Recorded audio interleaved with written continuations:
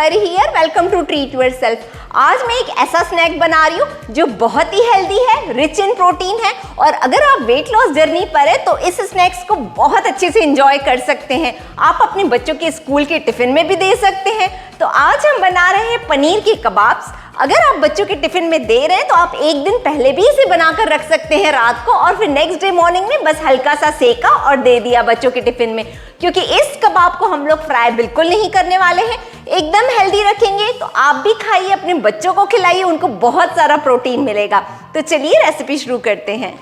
Kebabs के लिए सबसे पहले हम बनाते हैं तीखी वाली एकदम चटपटी चटनी। तो हमें चाहिए उसके लिए 1 कप भर के पुदीने को मैंने अच्छे से वॉश कर लिया है, और जितना पुदीना है उसका डबल हमें चाहिए धनिया। और मैं हमेशा आपको कहती हूँ कि धनिया के साथ उसके जो स्टैम्स हैं आप वो भी यूज करें चटनी में। तो मैंने दोनों मिक्स कर दिए हैं। तो 1 कप पुदीना था और ये 2 कप धनिया है। 3 हरी मिर्च डाल रहे हैं, 1 लहसुन, ये लहसुन की थोड़ी सी बड़ी कली है तो इसीलिए 1 ही डाल रही हूँ। अगर आपकी छोटी लहसुन है तो आप 2 डाल दीजिए। 1 इंच अदरक, 1 टेबलस्पून रोस्टेड चना दाल, हाफ टेबलस्पून ब्लैक सॉल्ट, मैं हमेशा चटनीज में ब्लैक सॉल्ट ही डालती हूँ, हाफ टेबलस्पून भुना हुआ जीरा, 1 आइस का क्यूब ताकि आपकी चटनी का कलर ग्रीन ही मेंटेन रहे।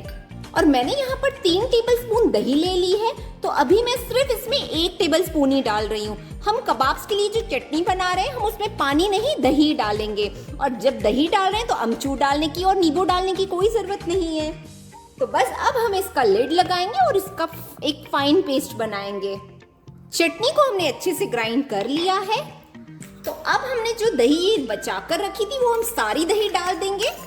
अब इसका लगाएंगे लिड, और मिक्सर को मैं सिर्फ ऑन करूंगी और तुरंत ही ऑफ कर दूंगी। अगर आप इसे ज्यादा ग्राइंड करेंगे तो आपकी दही पतली हो जाएगी और उससे आपकी चटनी भी पतली हो जाएगी। तो लीजिए, हमारी कबाब्स के लिए हरी चटनी है तैयार। आप ग्रीन चटनी को ऐसे ही बनाइए, उसमें आइस भी जरूर डालिए, और अगर कबाब्स के लिए बना रहे तो आपको इसमें दही भी जरूर डालनी होगी। और आप इसका कलर देख रहे हैं कितना परफेक्ट ग्रीन आया है। और अगर आपको इसको स्टोर करना है 2 दिन के लिए तो आप इसे एक एयर टाइट कंटेनर में डालकर फ्रिज में रखें, इसका कलर बिल्कुल ऐसा ही ग्रीन मेंटेन रहेगा। तो अब चटनी को हम एक बोल में निकाल लेते हैं। तो अब इसे मैं ढककर शिफ्ट करूंगी फ्रिज में, और फिर जब हम कबाब्स बनाएंगे तब इसके साथ ठंडी ठंडी चटनी सर्व करेंगे। पनीर की बहुत ही हेल्दी और डिलीशियस कबाब्स बनाने के लिए हमें चाहिए पनीर। तो मैंने यहाँ पर 200 ग्राम्स पनीर लिया है और इसको एक ग्रेटर की हेल्प से ग्रेट कर लिया है। तो हमें पनीर ग्रेट करके ही चाहिए।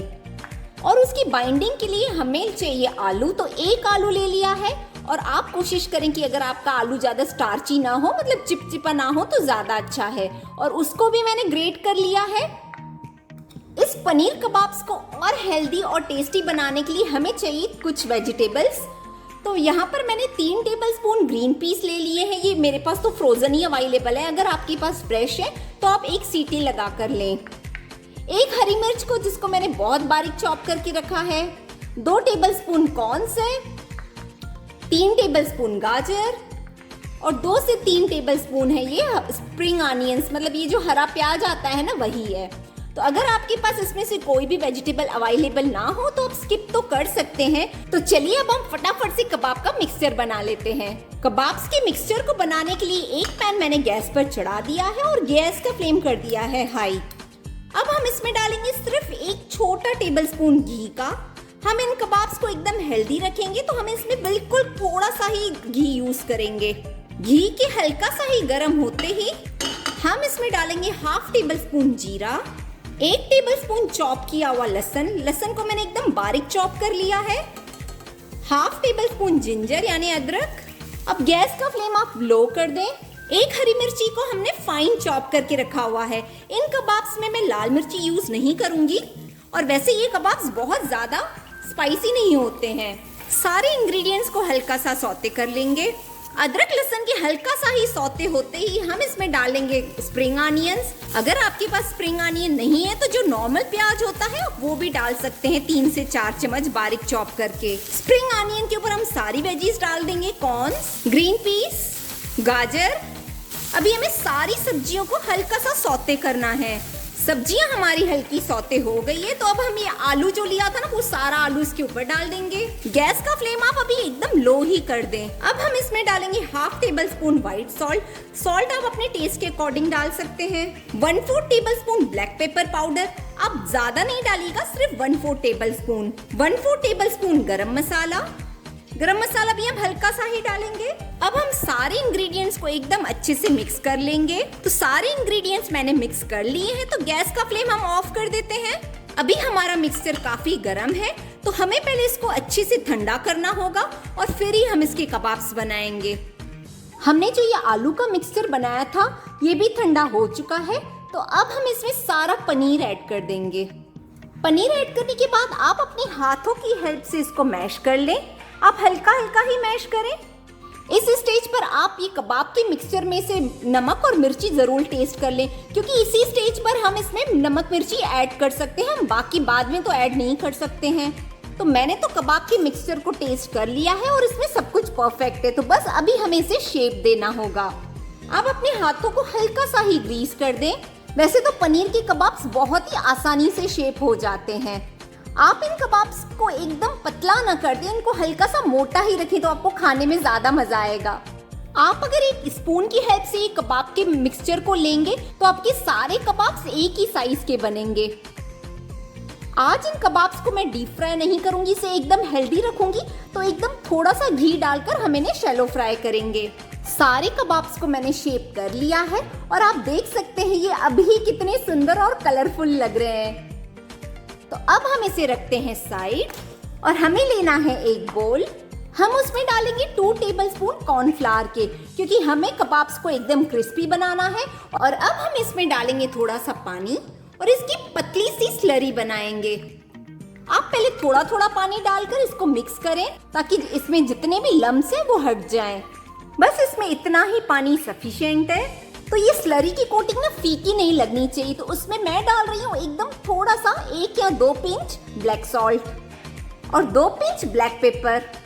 बस इसे दे देंगे हम एक क्विक मिक्स। अगर आपके पास कॉर्नफ्लावर अवेलेबल नहीं है, तो आप 2 टेबलस्पून मैदा डालकर भी ये स्लरी बना सकते हैं। लेकिन आपको स्लरी आप देख सकते हैं, आपको ऐसे पतली ही बनानी होगी, बहुत गाढ़ी नहीं बनानी है आपको।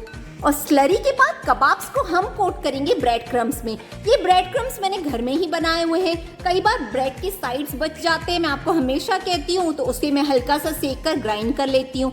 या आपके पास ब्रेड है घर में, तो आप हल्का सा उसे सेक लें और फिर ग्राइंड कर लें, तो आपका ब्रेड क्रम्स बन जाएगा।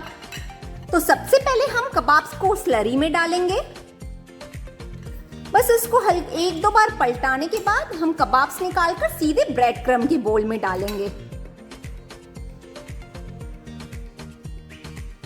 हम 2-3 कबाब्स एक साथ डाल देते हैं, बाद में ही इस ब्रेड क्रम्ब से निकालेंगे।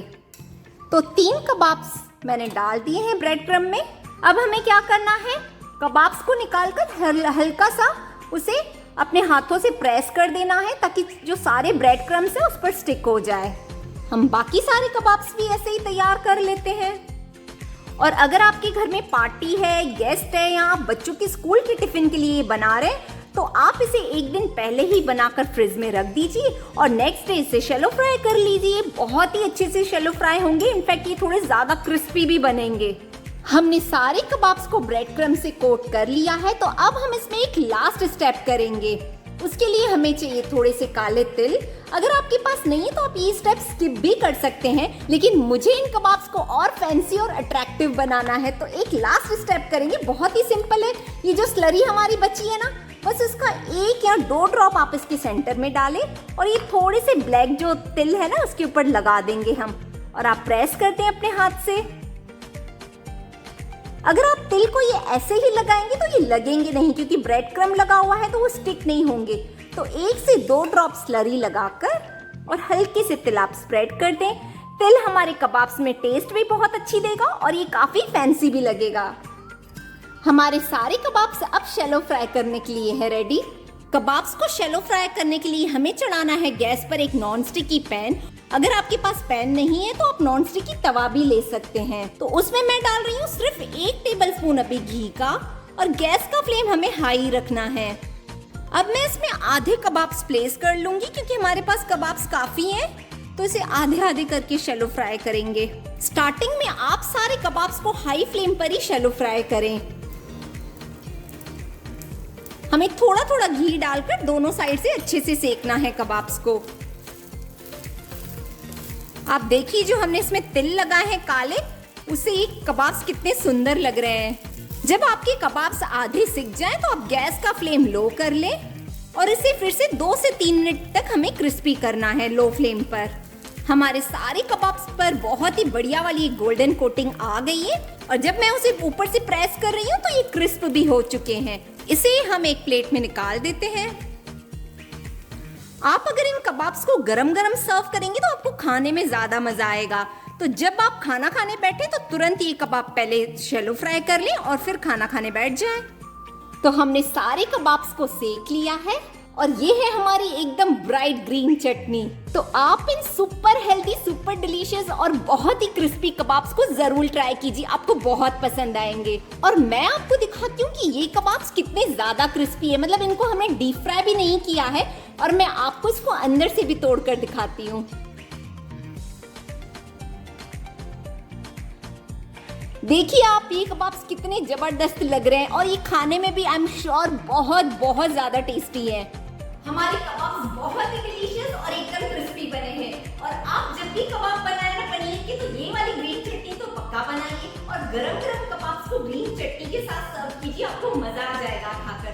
तो इस रेसिपी को ट्राई जरूर करें, अपनी बहुत सारी फ्रेंड के साथ शेयर करें और आपने अभी तक मेरे चैनल को सब्सक्राइब नहीं किया है तो इसे सब्सक्राइब कर दें। मिलती हूँ आपसे अपने अगले वीडियो में, तब तक के लिए बाय।